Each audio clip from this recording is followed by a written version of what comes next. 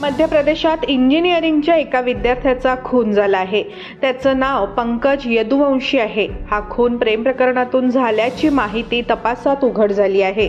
पोलिसांनी दोन्ही आरोपींना अटक करून न्यायालयीन कोठडी सुनावली आहे।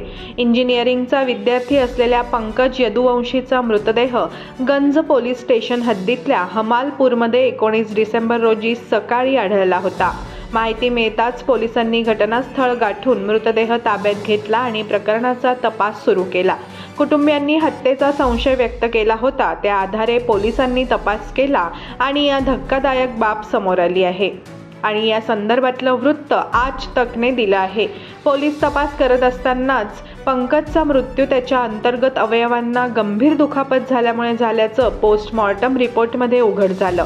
त्यामुळे पंकजचा खून झाल्याची पोलिसांना खात्री पटली आणि त्यांनी या दिशेने तपास सुरू केला। कुटुंबियांनीही खुनाचा संशय व्यक्त केला होता। या संशयाच्या आधारे हेमंत यादव आणि देवेंद्र यादव यांना ताब्यात घेण्यात आलं आहे। त्यांच्याकडे कसून चौकशी केली असता त्यांनी आपल्या गुन्ह्याची कबुली दिली आहे।